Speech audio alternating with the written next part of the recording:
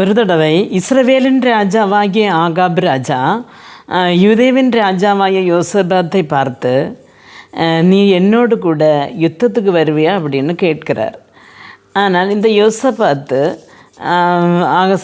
சரி நான் வாரேன் அப்படின்னு சொல்லுகிறார். நம்ம அந்த 2வது நாளாகமம் 18வது அதிகாரம் 5வது வார்த்தையில் வாசிக்கும் பொழுது அவர் என்ன சொல்லுகிறான்னு கேட்டால், அப்பொழுது இஸ்ரவேல் ராஜா 400 தீர்க்கதரிசிகளை கூடிவரச் செய்து, நாங்கள் கிலெயாத்தில் ராமேத்தின் மேல் யுத்தம் பண்ண போகலாகாதா என்று அவர்களை கேட்டான். அதற்கு அவர்கள் போம், ராஜாவின் கையில் அதை ஒப்பு கொடுப்பார் என்றார்.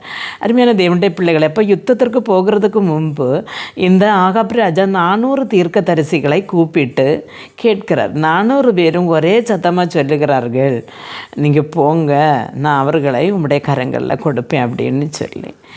ஆனால் அதுக்கு பிறகு மீண்டும் யோசபாத்து கேட்கிறான், இவர்களை தவிர இங்கே வேறு தீர்க்கதரிசிகள் இல்லையா அப்படி என்று சொல்லி. அப்பொழுது இந்த ஆகாப் ராஜா சொல்லுகிறார், ஒரு தீர்க்கதரிசி இருக்கிறார், அவர் மீகாயா என்ற அவருக்கு பேர். ஆனால் அவன் எப்போவும் எனக்கு விரோதமாக தான் தீர்க்க தரிசனம் சொல்லுவான் என்று சொல்லுகிறார். ஆனாலும் அவனை விழுத்து என்ன செய்த என்ன தீர்க்க தரிசனம் கேட்கிறார்கள். அப்போது தீர்க்க தரிசனம் கேட்டு அவர் அதை பாசிட்டிவாக ராஜாவுக்கு ஒன்றும் சொல்லலை. இந்த 2 நாளாக 19 முதலுள்ள வார்த்தைகளை நாம் வாசிக்கும் பொழுது 18 முதலுள்ள வார்த்தைகளை நாம் வாசிக்கும் பொழுது, கர்த்தருடைய வார்த்தையை கேளுங்கள், கர்த்தர் தம்முடைய சிங்காசனத்தின் மேல் வீற்றிருக்கிறதையும் பரமசேனை எல்லாம் அவர் வலது பாரிசத்தில் அவளும் அவர் இடது பாரிசத்திலும் நிற்கிறதை கண்டேன் என்று சொல்லுகிறார். இப்போ மிகையா தீர்க்கதரிசி காண்கிறார். அப்போ எப்படின்னு சொன்னால், வலது பாரிசத்திலும் இடது பாரிசத்திலும் தூத சேனைகள் நிற்கிறதை அவர் காண்கிறார். அப்பொழுது கர்த்தர் இஸ்ரவேலின் ராஜாவாகிய ஆகாபு கிலெயாத்திலுள்ள ராமயத்தில் போய் வீழும்படிக்கு அவனுக்கு போதனை செய்கிறவன் யார் என்று கேட்டதற்கு ஒருவன் இப்படியும் ஒருவன் அப்படியும் சொன்னார்கள் என்று. அப்போது அந்த தூதர்களை பார்த்து, தன் தேவ சன்னிதானத்திலே நின்ற தூதர்களை பார்த்து கேட்கிறார், ஆகாப் ராஜா அங்கே போய் விழும்படி, அப்படின்னு யுத்தத்தில் விழுந்து செத்து போகும்படி யார் அவனுக்கு தீர்க்க தரிசனம் உரைப்பான் என்று கேட்டபொழுது ஒவ்வொருவனும் ஒவ்வொரு தரமாக சொன்னார்கள் என்று வேதம் சொல்லுகிறது. அப்பொழுது ஒரு ஆவி புறப்பட்டு வந்து கர்த்தருக்கு முன்பாக நின்று, நான் அவனுக்கு போதனை செய்வேன் என்றது. எதனால் என்று கர்த்தர் அதை கேட்டார். அப்போது இந்த ஆகாபு ராஜாவுக்கு விரோதமாக கர்த்தர் எழும்பி இருக்கிறார். அவனை அந்த கிளையத்தில் அவனை தள்ளி போடணும். இப்போ அதற்கு யார் போய் தீர்க்க தரிசனம் சொல்லுவீங்க அப்படி கேட்டதற்கு ஒவ்வொருவனும் ஒவ்வொரு தரமாக சொன்னார்கள். ஆனால் ஒரு ஆவி கடந்து வந்து கர்த்தருக்கு முன்பாக வந்துட்டு, நான் போவேன், நான் சொல்லலாம் அப்படி கர்த்தர் கேட்குறாரு, எப்படி நீ சொல்லுவ அப்படின்னு கேட்டதற்கு அவன் என்ன சொல்லுன்னு சொன்னால், அப்பொழுது அது நான் போய் அவனுடைய தீர்க்க தரிசிகள் எல்லாரின் வாயிலும் பொய்யின் ஆவியாயிருப்பேன் என்றது. அதற்கு அவர், நீ அவனுக்கு போதனை செய்து அப்படி நடக்க பண்ணுவாய், போய் அப்படியே செய் என்றார்.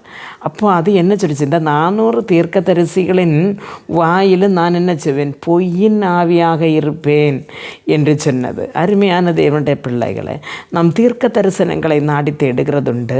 தீர்க்க தரிசிகள் கேட்கிற எமௌண்ட்டுகள், அவர் 10,000 கணக்கில் கேட்டாலும் கொடுத்து தன்னுடைய வாழ்க்கையில் அடுத்து என்ன சம்பவிக்கும் என்று கேட்க போகிறவர்கள் உண்டு. ஆனால் கர்த்தருக்கு சித்தம் இல்லாமல் ஒருவர் ஒரு காரியத்தை செய்யும் பொழுது அங்கே கர்த்தரால் அனுப்பப்படுகிற பொய்யின் ஆவி தீர்க்கதரிசிகளின் வாயிலே இருக்கும் என்பது இந்த வசனத்தில் தெளிவாகிறது. 21வது வசனத்தில் நான் வாசிக்கும்போது அதை நான் எல்லார் வாயிலும் பொய்யின் ஆவியாய் இருப்பேன் என்றது. அருமையான தேவனுடைய பிள்ளைகளை, பல நேரத்தாலும் ஆனால் நேரத்திலும் இதே போல தான் நாம் தீர்க்க தரிசனம் கேட்டு போனோம் சொல்லும், தீர்க்க தரிசிகள் சொன்னதை ஒன்று நடக்கலை அப்படி என்று சொல்லி. அருமையான தேவனுடைய பிள்ளைகளே, தீர்க்க தரிசனம் என்று சொல்லுகிறது நம்முடைய பைபிளில் நிரம்பி இருக்கிறது. அப்போ இந்த பைபிளில் நாம் இருக்கிற தீர்க்க தரிசனங்கள் அது நமக்கு ஆமென்றும் ஆமேன் என்றும் இருக்கிறது. நம்முடைய வாழ்க்கையில் அதிகமாக நம்ம தீர்க்க தரிசிகளை நாடி போகாமல் நம்முடைய வாழ்க்கையை கர்த்தருக்கு ஒப்புவித்து நாம் ஜெபம் பண்ணி கொண்டிருக்கும் பொழுது ஆண்டவரிலேயே நாம் ஒரு தீர்க்க தரிசி தீர்க்கதரிசியின் மேல் விசுவாசம் வைக்காமல் கர்த்தர் மேல் பற்றுதலாக இருக்கும் பொழுது நம்முடைய காரியங்களை அவர் வாய்க்க பண்ணுவார். இரவும் பகலும் தம்மை நோக்கி கூப்பிடுகிற தம்முடைய ஜனத்துக்கு அவர் பதிலளிக்கிற தேவனாக இருக்கிறார். அவருடைய கண்ணீரை காண்கிற தேவனாக இருக்கிறார்.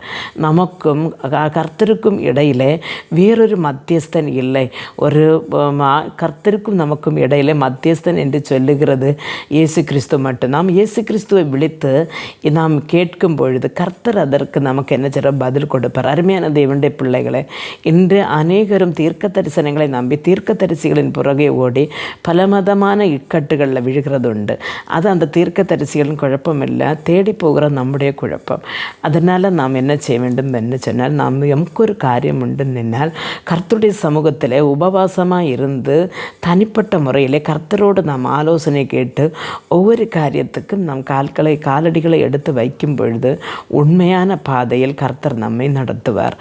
ஜெபிப்போம். எங்களை மிகவும் அன்பாக நேசித்து வழிநடத்துகிற நல்ல தகப்பனே, இன்றைக்கு இந்த செய்தியை கேட்டுக்கொண்டிருந்த ஒவ்வொரு பேரையும் உமது கரங்கள் தருகிறேன். ஆண்டவரே, தீர்க்க தரிசனம் என்று சொல்லி ஆண்டவரே பொய்யான தீர்க்க தரிசிகளின் வாயில் இருக்கிற வார்த்தைகளை கேட்டுக்கொண்டு கர்த்தருடைய நாமம் துஷிக்காதபடி ஆண்டவரே இவர்கள் ஆண்டவரே உண்மை உத்தவமாய் உம்மை ஆராதித்து உம்மை புகழ்ந்து கர்த்தாவை உம்முடைய வசனங்களை வாசித்து உம்முடைய வார்த்தையின் வாயின் வார்த்தைகளை கேட்டு ஆண்டவரே அவர்கள் ஆண்டவரே உம்முடைய சமூகத்தில் வந்து சேர ஒவ்வொரு பேரையும் நீர் கரம் பிடித்து நடத்தும் ஆண்டவரே. அப்படி இந்த வாழ்க்கையில் ஆண்டவரே அவர்கள் மோசம் போகாதபடி விருத்த கோட்டைக்கு மறைத்து கொள்ளும். இயேசு கிறிஸ்துவின் நாமத்தில் ஜெபிக்கும்போது ஜெபத்தை கேட்டு பதில் தாரும் ஜீவனுள்ள தகப்பனே, ஆமென்.